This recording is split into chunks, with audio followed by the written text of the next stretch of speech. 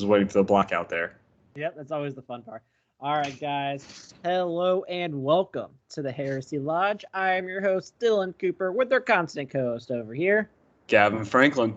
And guys, I think last week we said that we were going to be here together, but it would have been very, very hard for Gavin if he had to come up here this week. So we decided to go remote. But honestly, it kind of works out since we're going to do a lot of screen sharing for those on the YouTube, so you can kind of see our list a lot easier.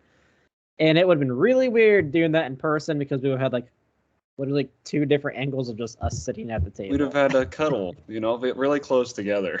Yeah. We'd do some weird Emperor's Children shit. Yeah, for sure. But I think going forward, the frequency of us being in person is probably going to happen a lot more because for a couple reasons. We have two 2,000-point armies now, so we will be playing Warhammer on the regular. Caldor Drago finally came in. It took a month. 2 months, I'll have maybe. 2,000 points, 1,000 suns here in like a week. Nice. So it'll be 3 2,000-point armies that we can just mess around with. And also, soccer season's over this Saturday. Nice. So great, good deal. Obviously, the holidays are approaching, so we're going to see what that looks like and how that is going to affect our scheduling, as in like whether or not we're in person, whether or not we record 2 a week to catch up or something like that. Yeah, we'll figure it out. And we are going to be doing a giveaway for a 1 year. It's coming up in December sometime-ish. Mm-hmm. We're on episode 40 something, so 52 is coming up. I think honestly the best thing for us to do is kind of what we did last time with Throwback, and actually just do a Games Workshop voucher. Mm-hmm. Just because it works for any currency, so any of our people that are not here in the U.S. works out for you. Those that are here in the U.S. works out for you too. So I think that's the easiest, instead of like trying to be like, oh, maybe we can get this one thing and it's like out of stock, or if you're in a different country, it's like, I don't know how I'm going to get this to you. So that's going to be the plan. And you can get whatever you want. Yeah, it'll be fun that way. We'll probably do like how we always do: interact with us. You get put into a bid. That easy. We like to have you guys shoot the shit with us. For sure. But time to get on with today's episode. But first, booze. It's pretty chilly here in good old Whiteland, Indiana. Like good old 55 degrees. So I brought out a good old stout. The coffee stout. It tastes like a coffee stout. Sounds horrible. It's not one of the better ones, but it's not the worst one I've had. It is called That's So Metal. Oh, that's so metal. It's from Black Dog Brewing in Mooresville, Indiana. Not bad. The can's kind of cool. Oh, it is cool. Yeah. It's like the metal horns. That's always neat. I am drinking wine again. I've been on kind of a wine kick. Not because I've been like drinking a bunch of wine. It's more because like I haven't been to the liquor store to buy beer. And since your girlfriend hoards wine and doesn't drink it. It's like no problem. So here is a wine called Catawba. Catawba. Catawba. How would you say that? The Catawba. Catawba? Yeah. That makes sense. When you get the more wineries like me, you become very big export. This is from Salt Creek Winery. It's in Freetown, Indiana, but I'm pretty sure it's like Brown County. Makes sense, right? Yeah. I've never heard of Salt Creek. Yeah, we got it in Brown County in Nashville, Indiana. It's very fucking sweet, like too sweet. But I'm drinking it out of my I like the G. Yeah, it's a goblet. I had to go to a pottery ceramics thing, so I made myself a wine goblet. When did this happen? I have not heard of this. It was one of those things that boyfriends do that they probably would never do when they're single. Wait, what do you mean? You would never go pottering?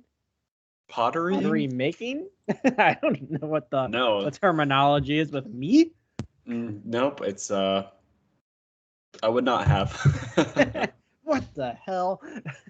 Yeah, but I made myself like a kind of like a pimp goblet with the G. Yeah.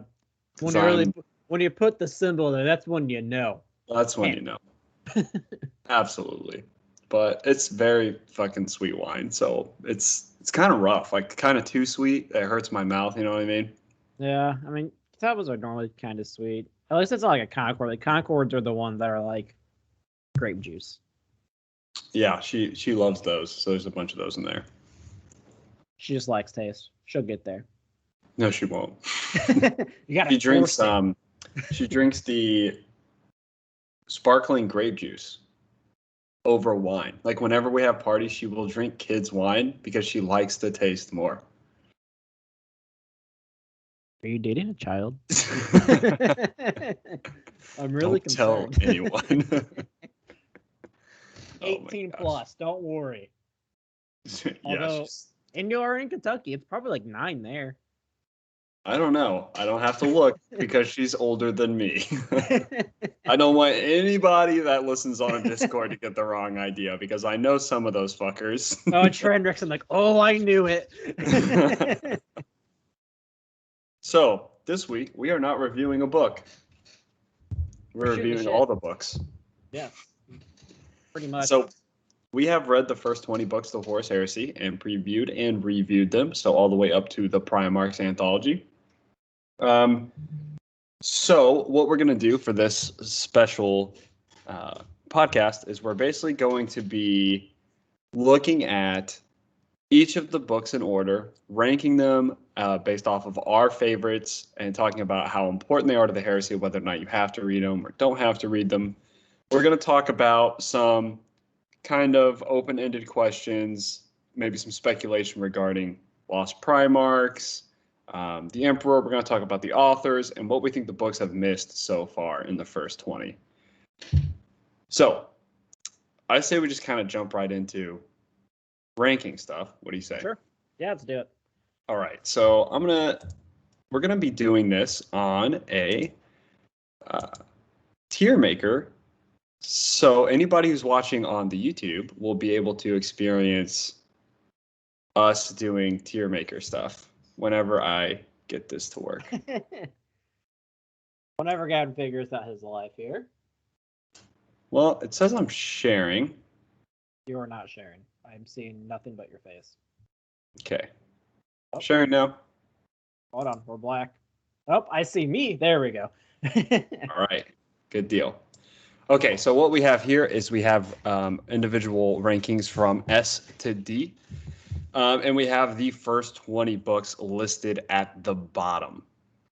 So we're going to go in book order, and we're going to talk about what we feel like, where we feel each of the books belong. We're also going to summarize the books very briefly.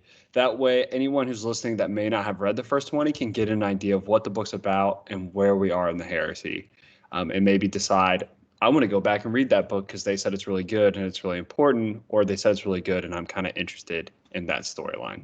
Yeah. We're going to go in reading order as well. Yep. So we're going to start off with good old Horus Rising by Dan Abnett.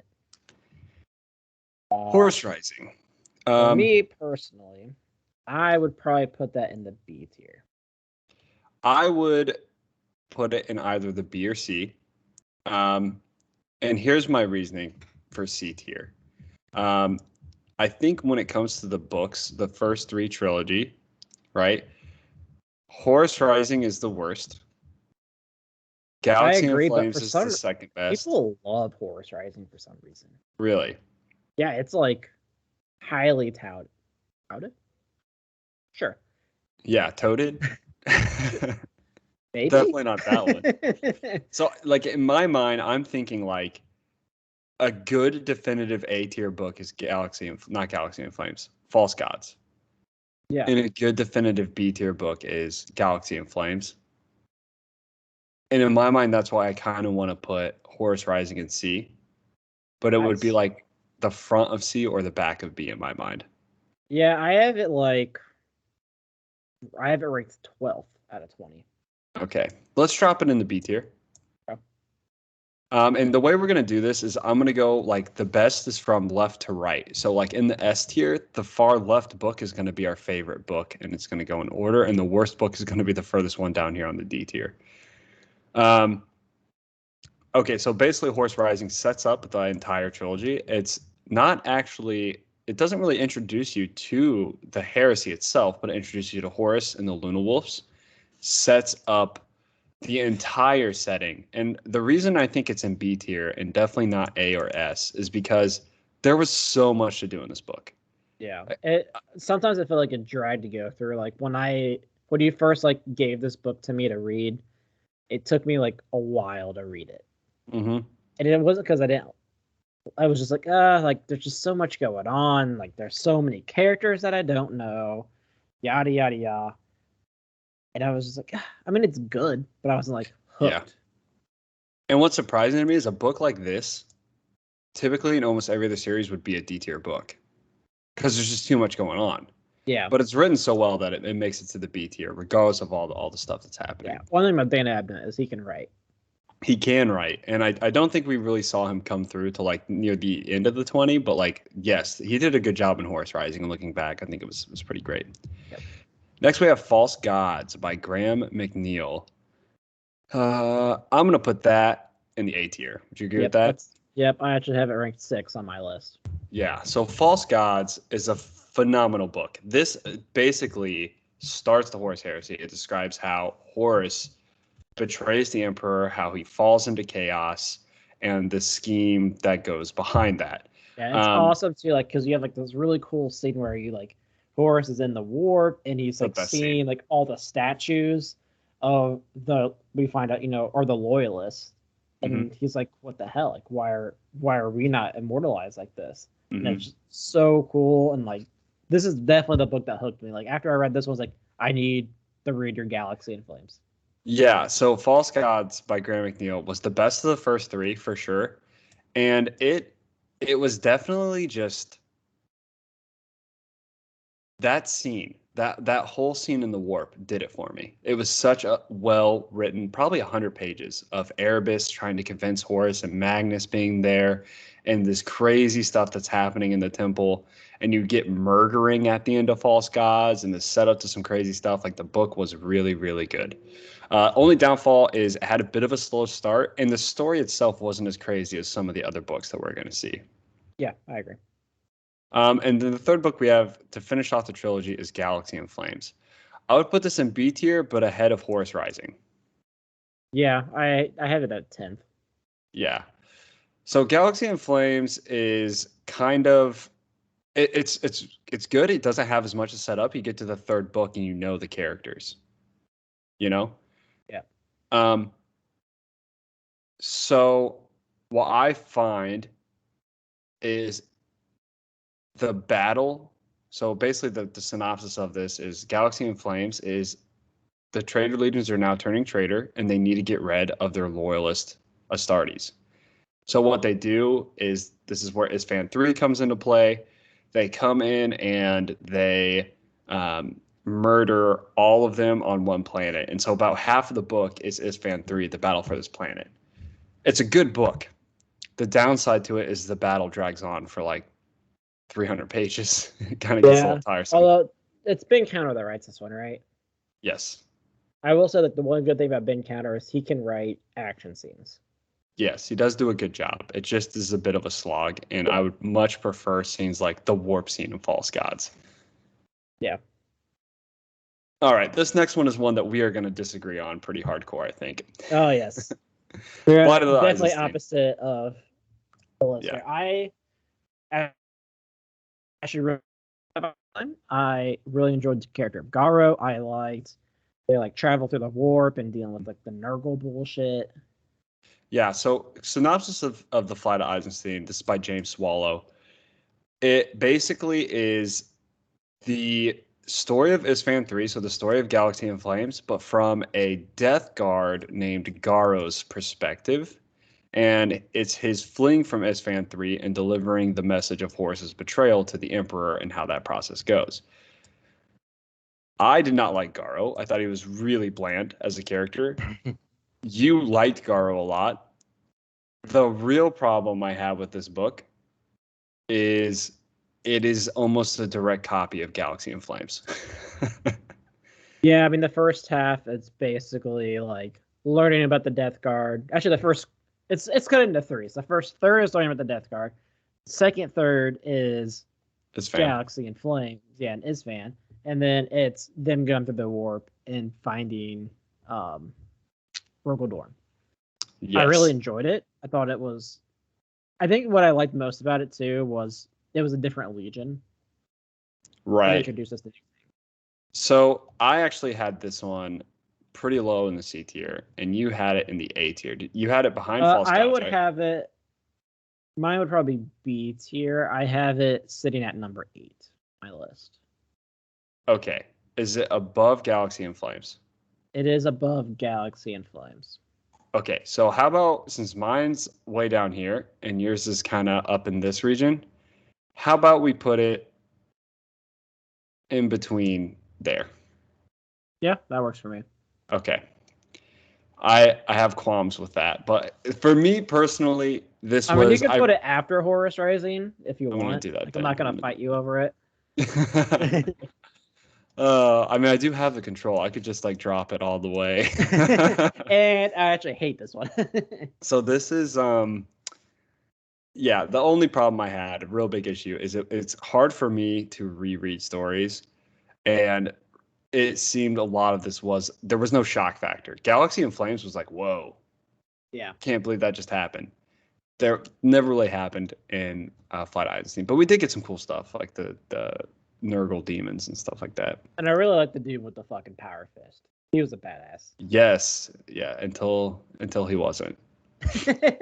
Yeah, until he wasn't. So next up we have Fulgrim. All right, I wonder where Fulgrim's gonna go. Definitely a D tier story, right? Yeah, garbage. You know, can you believe people hate this book? I do not understand it at all. So no, this is best one. For sure S tier, and not only S tier, both of us for sure rank this book as the best book. It's by Graham McNeil. Fucking phenomenal.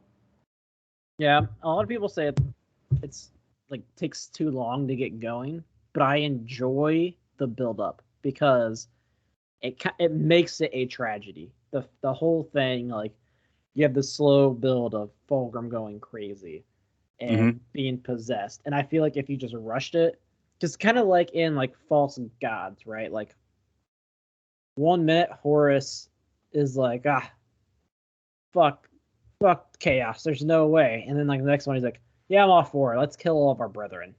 Yeah, like I felt like that was rushed, where this is like it just felt good. This is a descent into insanity story. It is a tragedy. That's what's so good about this book. It reads like a Greek tragedy.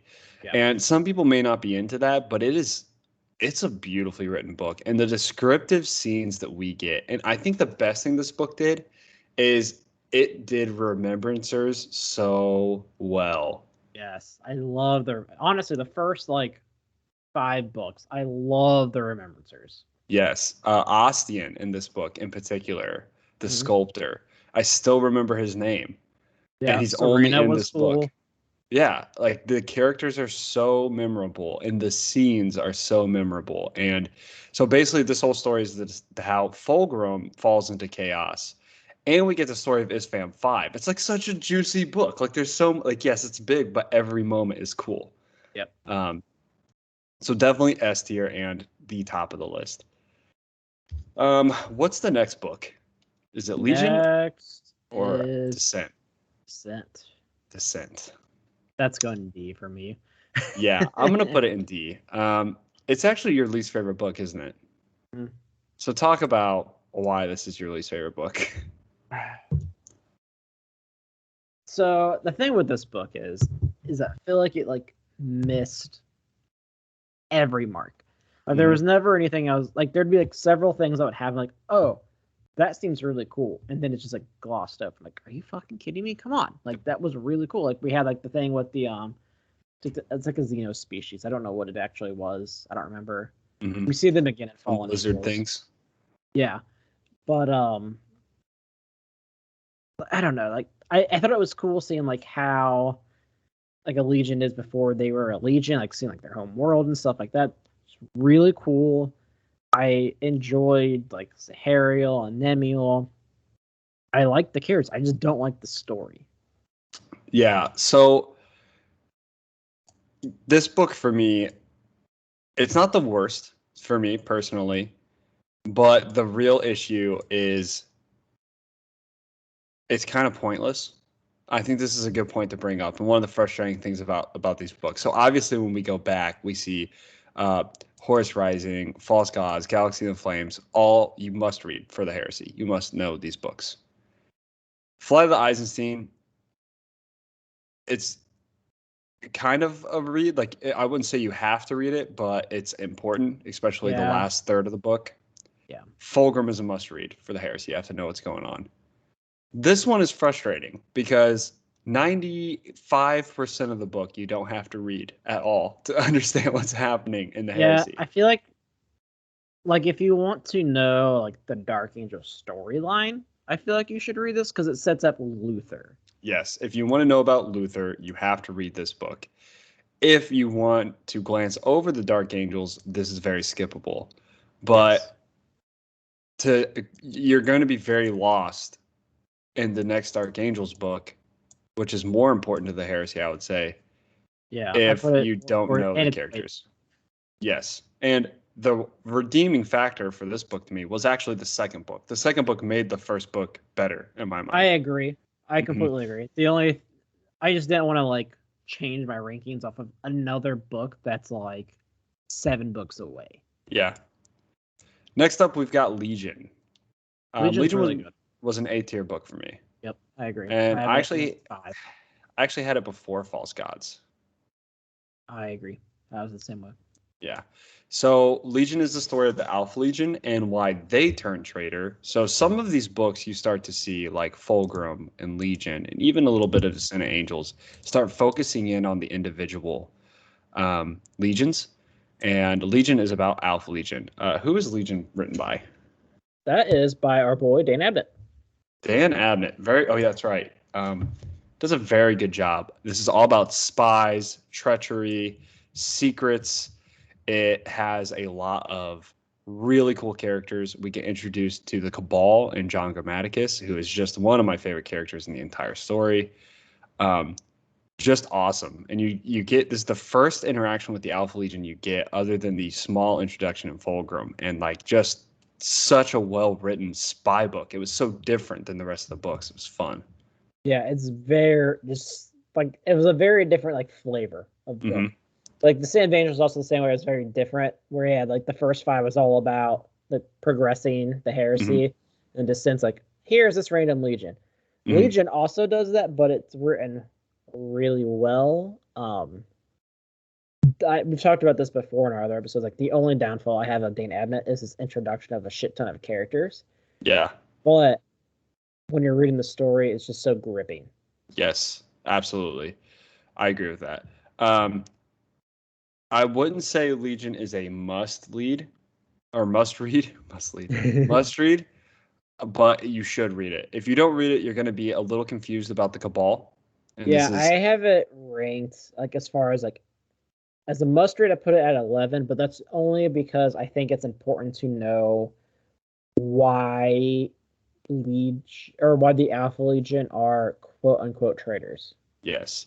Yeah, if you're not super interested in the Alpha Legion, I say you should still read this because of the Cabal, and they play an important role in the heresy overall, but not super. And John Grammaticus, I feel like he's going to be really important later on. Yeah, and he's a part of the Cabal, yeah. Next up, we have Battle for the Abyss. I loved this book. It was really good. I think it's just a fun read. Yes, I'd say it's A tier. I actually have it ranked 13th on my list. See, that's so crazy. I know you do. You actually had it like pretty low down here. I think I had it like ranked 8 or 7. Hey, I would probably put it like B tier. How about upper B? Oh man, that's a lot. Yeah, you said you had an 8 probably. I had it at 7. It at 7. Ooh. Yes, because here's the thing. I think you really enjoy books that are important to the heresy. Like if it's not important to the heresy, it loses its What value do we to you. put in the middle of B? How about right there? Yeah. Yeah. So okay, I can live with this. I can live with this. I think this book gets so much shit for what it is. This is such a fun book. It is really fun. I 100% really skip. wish it was brought up in No Fear because like this set up No Fear. Yeah, and they didn't want that. They just wanted this book to just be like, this is a book in the heresy that you can skip, but it is fun. It's a story about how the Word Bearers Legion is taking this massive, giant ship called the Furious Abyss to the home world of Ultramar, and it gets stopped by a very small frigate of various legions. You've got the World Eaters, the Thousand Sons. This is our first introduction to a Thousand Sons character too, Motep, who's a fucking badass. So fucking cool. He might still be my favorite one. I know. So like when you think about this book, you're like, okay, it's good. Like it's good. Like you read it and the characters are still memorable. They're still fun. You think about Cestus. You think about Bringar, and you think about Skrull. And it's Skrull's like, the craziest I know. motherfucker ever. He is so good. That's why every time I talk about this book, like it's just so much fun to talk about it. That's why I put it in A tier. We'll go ahead and put it in B tier for our ranking. But like I enjoyed Battle for the Abyss more than I did Galaxy in Flames. Yeah. Like when I was reading, I was like, this is fun. And the warp scenes in Battle for the Abyss were so cool. Yeah, it was really cool. I will like I talked about this too, like when we either previewed or reviewed it. This is like your Rogue One, Yes, Star Wars, in book form of Warhammer, because it's like it's totally skippable. Those characters honestly really matter at the end of the day, but it like sets up something cool that is coming later. Yeah, and I compare it to Apocalypse Now, if you've ever seen that movie. It's very similar because it just gets crazier and crazier as the story goes on. And then we come to Mechanicum. Mechanicum is the story of how the Mechanicum are divided between traitors and loyalists and how that is all happening on Mars. I actually ranked this lower than Descent of Angels.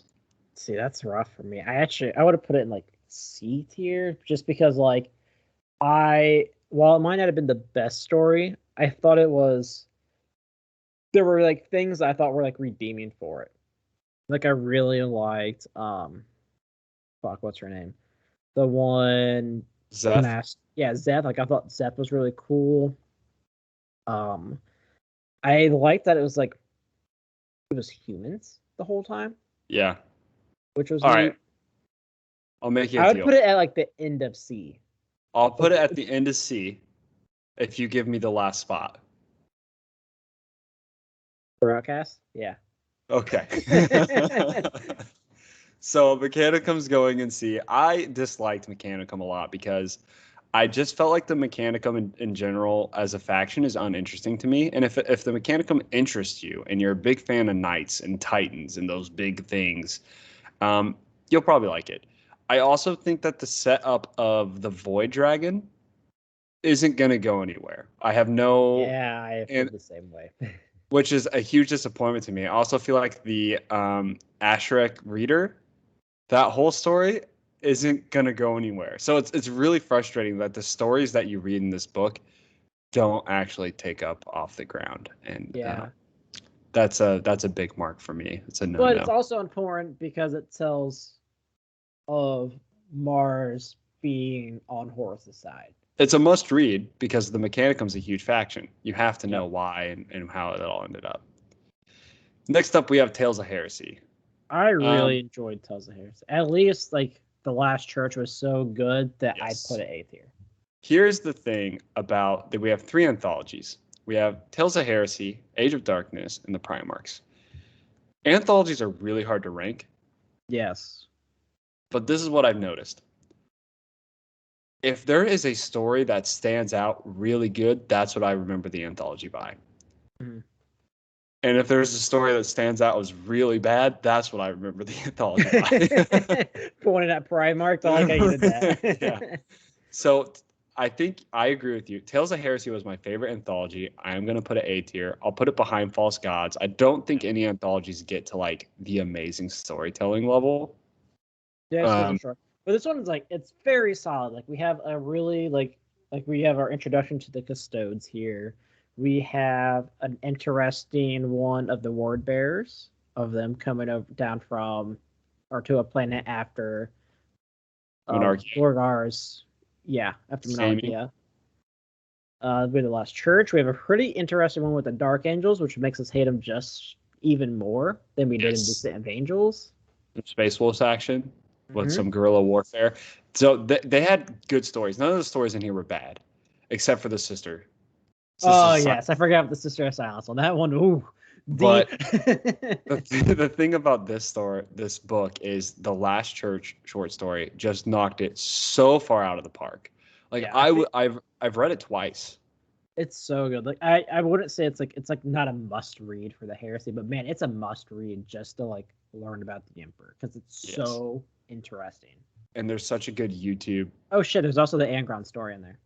Yes, there's a really good YouTube video about the Last Church as well that I would watch. It's an animation. It's like an hour and a half long. It's really cool. Super awesome. So definitely Tales of Heresy is up there. After Tales of Heresy, do we have Thousand Sons? No. After Tales is. Pretty sure it's Thousand Sons. No, I want to say it's Fallen Angels. Find out. I've got a book right here. I also have it pulled up on my Fallen Angels. You're right. Fallen Angels. Fallen Angels is the sequel to Descent of Angels. I think Fallen Angels is a B tier book. I agree. Where would you put it in B tier? I think it's better than Flight. I have it above Horus Rising. Yes, I think that's a really good spot for it right there. So Fallen Angels is, hey, we've established who the Dark Angels are. We've established what happened to Luther. So the Fallen Angels book, it's actually kind of cool. So one story is about Luther and Zahariel back on Caliban, and one is about Nimiel and the Lion on some Dognet worlds, Dragnet or something like that. Or it's on something like that. Yeah. Dognet. Yeah. So or maybe that's the one in First Heretic. I don't know. Oh, maybe. Yeah. I can't keep planets right. This is what's interesting about this book. If it was split in two, the story of Luther and Zahariel would probably be S tier. Yeah. And the story of the Lion and Namiel would probably be D tier. Yeah. Which is why it's right here in the middle. Like, that's so interesting to me. It's like you read this book and there's half of this book is just so good. And it's not split down the middle. It's back and forth, back and forth. Yeah, each one chapter is Caliban, the other chapter is Lion and Nemiel's story. And it's so like different too. Like we have like on Caliban you have basically like a revolt happening against like because their entire worlds have changed. And then on the other side we have the Lion just being a fuck. Yeah. Yeah, I agree. It's a mediocre book because it's like up, down, up, down, up, down, up, down. But Luther and Zahariel are really cool characters. Yes. Now we have 1,000 Sons. S tier, that baby. This is an S tier book. Another Graham McNeil special. I know he's got 2 in the S tier right now, and he's the only one in the S tier. So Graham McNeil does an amazing job. This is the story of the 1,000 Sons, pretty much in the middle of the Great Crusade, all the way to the start of the heresy. And we see Olenor, we see Nicaea. All of these events that we read about in these books are finally, we get to see them firsthand in 1,000 Sons, which is something that makes this book really cool. We get to see how Magnus has messed up and what the Emperor does to punish him, and Magnus's relationship with Leman Russ, and how that comes to fruition. Really, really good book. these two books, they're tragedies. This is a sad tragedy. This is like a mad tragedy. Yeah. This is about Magnus's pride. This is about Fulgrim's just unluckiness at some points. But Yeah. He's also kind of an arrogant idiot as well. But this story, the only reason it's not as the first story, number one, is because there was never a point in Thousand Sons that I had to put the book down. And it happened, I think, twice in Fulgrim. But just amazing story. Ahriman's an awesome character to read about. The Remembrancers, and that's what I think is key about these S-tier stories. The Remembrancers in this book are really good. Yeah, like super fun to read about. Like, yes, they have powers, but they're also like superhuman. Like we talked about in our preview and reviews of Thousand Sons. Like you have like Lemuel, who he starts off as this chubby dude, and as he's like training himself, like he's getting thinner, he's getting more fit, like he's actually kind of funny. He has like a tragic backstory, like he became a remembrancer because of his wife dying. Yeah, it's good. I love this one. Nemesis. That's I have it in the D tier. It's a top 3 worst for me. I'd agree with that. It starts off cool. Yeah, so I actually had Nemesis in the C tier because of how it started off. And I had Mechanicum behind it, but I'm fine with putting it in the D tier. So this story is about the assassination efforts that are going on to attempt to kill the Emperor and to attempt to kill Horus. There's some really weird stuff in this book. So the first half is about assembling the A-team to kill Horus, and at the same time, like the backstory of the assassin sent to kill the Emperor, who's a demon. And then that is the cool part of the book. Yeah, like it started out really cool, and then like it's like a 400-page book, and around like 260 is like, is this gonna end? Yes. So what's crazy but at like 230 is when they finally gathered the whole team. Exactly. So like assembling the A-team seemed cool until it was done, and I was like, holy fuck, that was 230 pages. Like, we haven't even talked about the actual assassination attempt. And then it goes from like what would be a cool assassination attempt into this like giant elongated battle. And then the one assassin starts fighting the other assassins, and it's just this whole fucking ordeal. This book is just too long for its own good. Should have been shortened. So much stuff should have been cut out. There's so much stuff that happens. You have like in the first half, like the A-team assembling, and then at the same time, the other portion of the story almost seems like a detective novel. Yeah, it was weird. It's cool. It's just kind of strange. I don't know. I enjoyed like the detective part. Yeah, but it's all out of place until the ending happened, and I was like, oh, okay. Yeah. Next up is The First Heretic. This is fucking amazing book. For me. It's number 2, so you have it above Thousand Sons. I do have it above Thousand Sons. The reason I have it above 1,000 Sons is, dude, it's just so good. Like it's not too long, it's not too short. We have like a great amount of I mean, you have such memorable things. You have Monarchia. You have them traveling into the warp room, literally like 17 seconds, and it's like the craziest shit that happens in that time. Yeah. And then you have their downfall. You have them going to Cadia. The whole thing is just such a wild, like thrilling ride. I'm fine with putting it in front of Thousand Sons, and man, it's such a good book. ADB. Not only does he write a good book, he writes it about our least favorite legion. Me and Dylan are constantly, we are talking so much shit about the Word Bearers, so much shit about Erebus, so much shit about Lorgar, and here's a book that it's all about them. Fucking great. Hey, and Argal told he's a badass, actually. Yeah, the one Word Bearer that's somewhat bearable. Yeah. But and it's the cool things like with the Custodians, like this whole book. Yes. The only complaint So this story, just to give a little bit of a synopsis, it's about the word bearers going from in the middle of the crusade, worshiping the emperor as a god and spreading that religion, how they get punished for it, and how that leads them to falling to be the first legion to turn to chaos, and how then they catapulted that to turn other legions into chaos. And it follows a story of their relationship with demons throughout that process as well. The only problem I have with this is I actually felt like this book was too short because there were just a couple pieces of the puzzle that didn't finish. Like the Mechanicum portion seemed out of place. That's fair.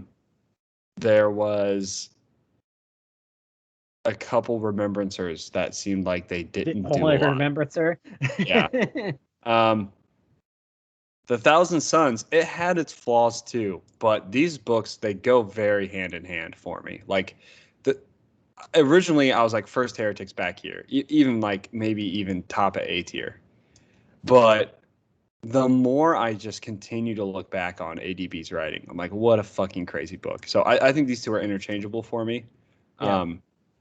But yeah, honestly, just solid books. I'm probably the same way.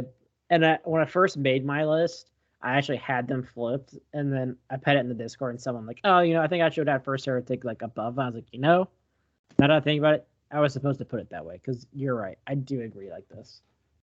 Yeah, I like it. Next up, we have Prospero Burns.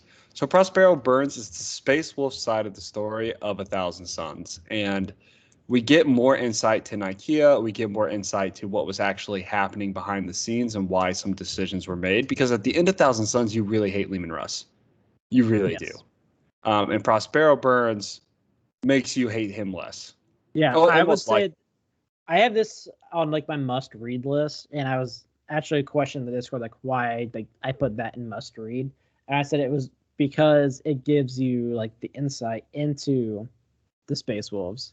Yeah. And like their point of view there and have like you have a very different experience that happens at IKEA that we don't hear about. We have, him like actually warning Magnus. There are several things that's like I feel like it's pretty important to read to like, and another thing like pretty much what the Space Wolves are and them being executioners. Yes, I'd agree. Are we thinking A tier? So I have it ranked number 9 on my list. Where do you have it on yours? I don't remember. I think it's better than Tales of Heresy. But A tier seems high. A tier does seem high, but I feel like we have so much in B. We do. I think it's better than these, honestly. So I'm fine with putting it right here. I'm fine with it. Okay. Up next. What's up next, Etcher? Age of Darkness. Age of Darkness. So it's the other anthology series. We get a lot about the Ultramarines in the story, in the series of stories, and really the one that's super memorable from this book is the Iron Warriors story. That was so good. So fucking I was good. also thinking of the one with the Ultramarine and training. No. Salamander. Yes. Yeah, very good. Those are very good stories. There was not any stories. I forgot how good this one actually was. Actually, there's not any stories that are bad. It's but just the Salamander's getting dicked the whole time too. Salamander's got dicked on for sure. But the Last Church, I think, beats it out. Like I wouldn't put this above Tales Tales I actually have it like decently far down my list. I think it's. I do. Now that you mentioned like those two stories, like specifically, like I'd definitely probably put it B tier. I'm gonna put it above Fallen Angels. So it's hard for anthologies to beat out other books, but this does a good job. All the stories are very good. Yeah. All right, now we come to The Outcast Dead. Oh boy, that's a worst fucking book in my mind. I don't know how you did not put this below Descent of Angels. This book was so bad. It was really bad. So yeah, I guess honestly, like thinking about it, like at least like Descent of Angels had like a redeeming factor, and Fallen Angels, like I don't see this being redeemed in the future at all. This book had so many problems. Problem number one, and probably one that's kind of unforgivable about this book, it's written by Graham McNeil, who wrote Thousand Suns. 2 of our 3 S tiers. Yeah, he wrote Thousand Suns. He wrote. Oh, what was the other one he wrote that was pretty important? False Gods. Yeah, False Gods. Both have ties to Prospero and the Sending of the Space Wolves. This contradicts everything in those books. Yes. Yeah, the timeline gets really fucked up in this book. Honestly, like, I wasn't that interested in the characters for a long while. Yes. The only interesting characters are the Space Marines and the one Hunter guy. Yeah. The Hunter guy's badass. Yes. I actually cared more about him than all the other ones. The issue with this book is it's just annoying. It doesn't make any sense. Like a lot of the concepts in this book don't make any sense. Yeah. Like we talked, like why didn't the Emperor just talk to him? So basically what happens is in this book, there's an astropath named Kaizu Lane. Terra becomes under attack because of the actions that Magnus takes in 1,000 Suns. He gets a vision during that attack of the fate of the Emperor. That's super vague, but it's like hidden in his mind. So he needs to deliver that message to the Emperor, but the Custodes are trying to get it out of him, and he's not allowed to give it to the Custodes. So this man's like being tortured and stuff, and he's like, I need to speak to the Emperor, and they're like, you can't, and it's just really weird. And the whole time the Emperor is visiting him, and he's like, you can't tell me yet, but when you can, you will psychically. It's super strange. Yeah, it was really weird. I did not like this book. The only thing that was fun about this book was the Astartes were all traitor Astartes, but you enjoyed them. Yes, because they were traitor Astartes, but like they hadn't seen like their legion in like years, so they're like, do I even believe in this? I don't know, but I'm being hunted right now, so I might as well go figure it out. There's also a bunch of stories that branch out, or a bunch of like open-ended stories that I hope never come to fruition in this after the end of this book. This is the only book that's not only not important to the heresy, I would actively suggest skipping this book. I agree. Up next, Deliverance Lost. Deliverance Lost, yeah. I'd probably put it in front of Mechanicum. C tier. Yeah, that works for me. So this is a focused story on the Raven Guard, who have just survived Isfahan 5, and the Emperor gives Corvus Corax the secret to rebuilding his now broken legion. So he takes that secret and returns to Deliverance to create more Raven Guard. It's the worst of the Legion stories. It wasn't particularly awful. They had like interesting concepts, like the Alpha Legion's actually like involved in this one too, and like you have like them like literally like putting people like other people's faces on their own and like becoming that person, and that's and like other like Alpha Legionnaires are involved in here, but they don't know each other, so it's like constantly like, oh, and we don't even know if this is true or not. But like as we were talking about the review, like wait a minute, what if this Alpharius is actually this Alpharius, and they've all just been calling each other Alpharius this whole time, and we don't even know if we were listening at the same point of view this entire time. So the Alpha Legion portion of this book is actually the most exciting portion. There's a couple scenes that are fun, but in all reality, like this book is kind of boring. Corvus Corax is a bit of an idiot. But he's a motivational reader or idiot. Yes, he's a great leader. So I don't know. I'm gonna put it in B tier actually, just at the end. I only put it in C tier just because there's no one else in C tier. I know. I don't think it's like worth a C because it's not a bad read. It's just not great. That's how I feel about Mechanicum. I think Mechanicum's the best. That's why I had it so low. So next up we have No Fear. I would put it at the top of A or at the end of C or S. Yeah. Into S for sure. This is by Dan Abnett. It's the story of the Ultramarines and the battle for Calth. This book is so much different than these 3 books. There's no Remembrancers in this book, very few humans, and the whole book is a giant battle. But holy fuck, is it written super well? Yeah, it's really good. We actually, so I know when we had talked about No Fear, I mean you had Thousand Suns second, First Heretic third. You actually put this above First Heretic. And after we talked about it, you're like, you know what? I think I agree. I think First Heretic is a little better than this one. Yeah. But that's just how close these 3 books are in the S tier for us. They're just that good. This one is just like an action movie. Yes, this is like a Saving Private Ryan movie. Yes. Yeah, it's fun to watch.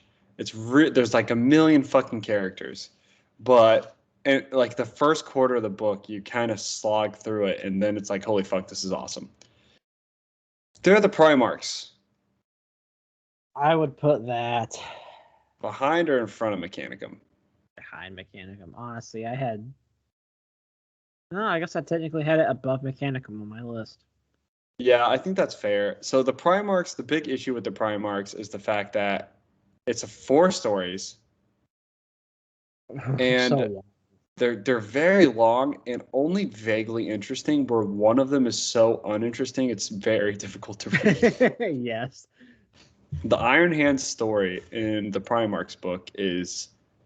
So the Primarchs is broken into a story about Fulgrim, a story about Ferrus Manus, a story about the Lion, and a story about kind of Alfarius.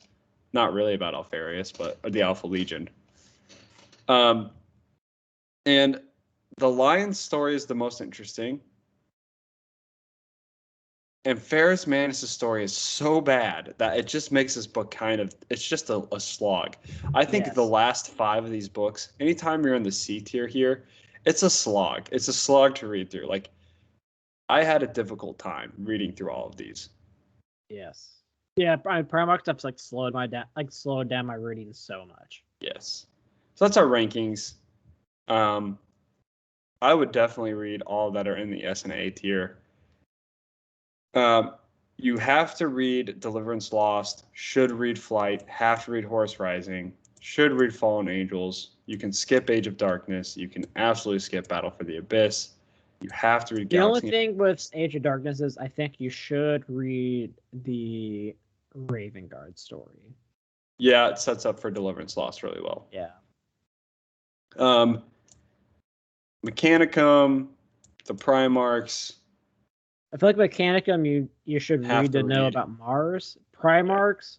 You have to read this. I made a comment about this on my list. It was should read or things might be weird. And it's because there's character deaths in it that you're I should probably look at that. That's another reason this is so low on the list. It's because there's character deaths that don't make sense in the book. But skip the fuck out of Nemesis. Skip the fuck out of the skippable out of those two. If you're into the Dark Angels. Yeah, then read Descent. Okay. Well, that's our tier list. We'll go ahead and share that in the Discord and on the Twitter. So make sure you are looking at that so you can give us your feedback. Yeah. Do you want to update our Primarch rankings? Yep, sounds good. Let's do that. All right, let me share my screen really quick. I think we're getting pretty close to time already. That took a lot longer than I anticipated. Yeah, we're at 53 minutes. All right, so let me actually bold these so people don't confuse us again. All right, so as you all know, this is Graham McNeil's right here on the far right. Mm-hmm. Mine and Gavin's. So I'm gonna go ahead and go first with any changes I'm gonna make.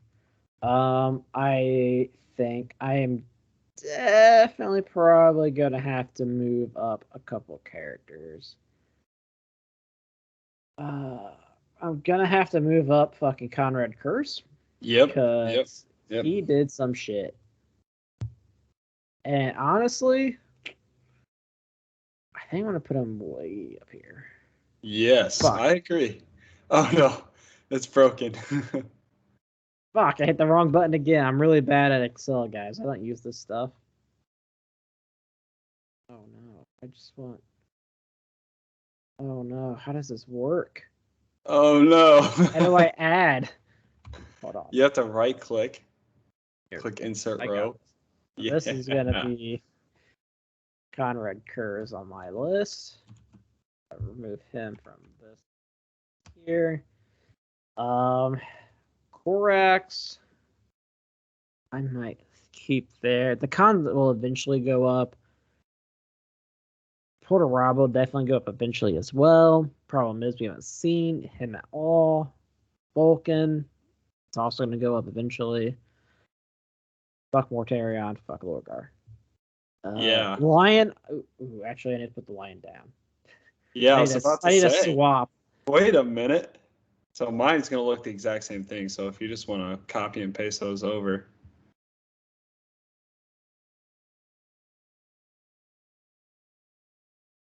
Then you can remove Conrad there. Yeah.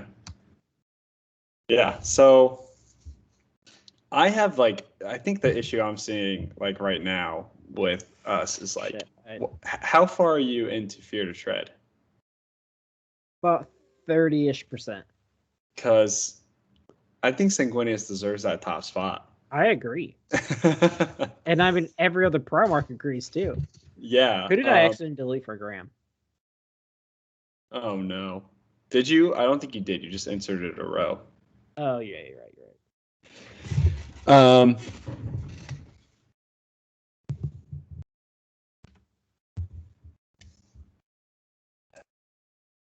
Almost sneezed there. That was weird.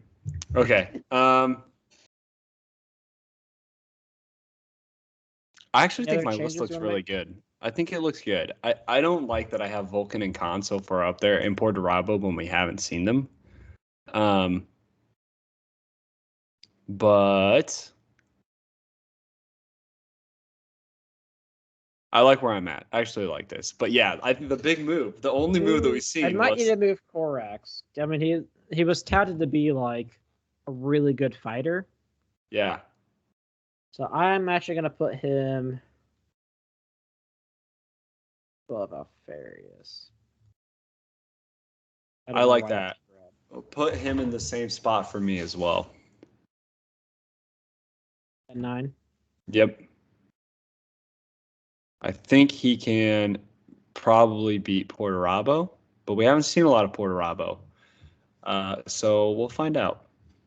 I think Porterabo's supposed to be a badass. I think most of them Graham has him at 3. Yeah, that's pretty good. He has Vulcan up there too. So I think, yeah, we're moving. Don't judge Dylan for his Excel skills. Yeah, shut the hell up. One raised me in Excel. Yeah. So our Primarch lists are actually getting closer together. You know, our top 5 are pretty close. They're almost identical. Yeah. We haven't seen Vulcan or the Khan. Korax is right there, and then we kind of have. I feel like Gilliman should be higher, but I just don't know about Gilliman I mean, he gets asked, honestly, he might go right above Mortarion at the end of my list here. Yeah, because he gets ass beat by Porterabo, by Corfarion. Yeah, I also need you to swap Horus and Manus on my list because I think Manus is a bit of a bitch now. Amen, brother.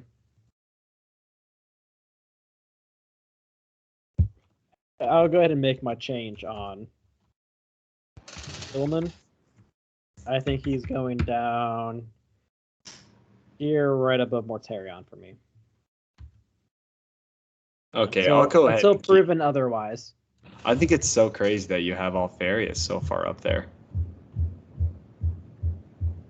Hey, man. He's a badass. I believe it. I haven't seen us get his ass beat, okay? Well, yeah, he just avoids fighting. Like that. Shit, fuck.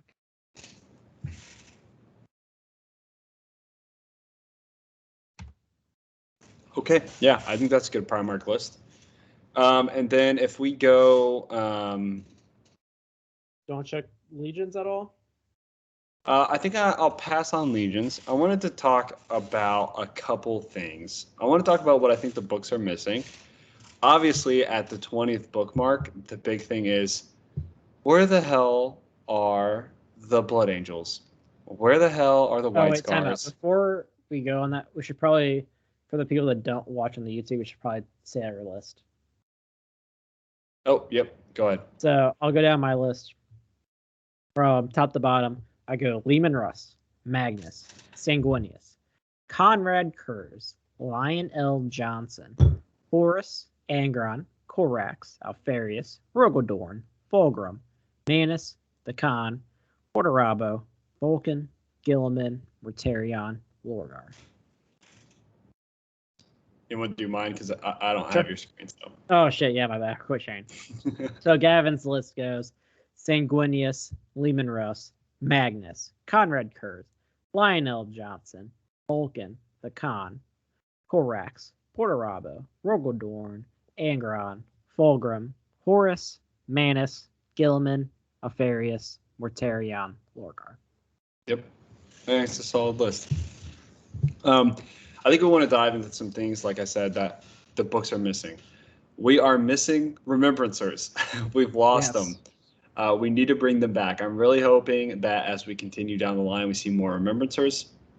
We're missing the Blood Angels. We're missing the White Scars. We're missing the Iron Hands. We're missing the Salamanders.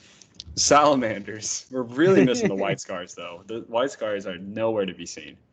Yeah, they just like show up for like a second and they're gone, which I guess that is the Scars thing, but yeah, it's just a lot. So I hope we get to see those, and I'm so glad that Fear to Tread is the next book. I've finished it. It does the Blood Angels justice. So good. It's another S tier book. It's going to shape up my ratings a little bit, and it definitely talks about how badass and shows how badass Sanguinius is. So very excited for that. I want to talk about the Lost Primarchs. I think there's one thing that frustrates me. There's so many YouTube videos out there like, what happened to the Lost Primarchs? We know what happened to the Lost Primarchs. Yeah, it's been talked about like 3 times. Yeah. In the Heresy itself. There's a lot of speculation. So one of the speculative things is maybe they were already dead or possessed or whatever by the time the Emperor discovered them. We know that's not true because we see scenes where like Lorgar is talking about how much he liked his brothers. Especially like he was super close, like the 11th or something. Yeah. So obviously they took place in the Crusade before they were gone. And how were they gone? Leman Russ killed them. Yes. It is said many times that Leman Russ was sent to kill the other 2 legions that are lost. So I think that is there is room for speculation because nothing is ever definitively said. But that is the ground I choose to die on. Yeah. Anything else that you want to cover? I don't know. It's been kind of a crazy ride, right? Yeah. Like, who would have thought almost a year ago? Like, we had always talked, like, shot the shit about, like, we should record ourselves talking like this. Yeah. And People here we are. fucking listen to us. It's so weird. I can't believe you guys listen to us. Yeah. Don't take our opinions into too much account. Oh, no.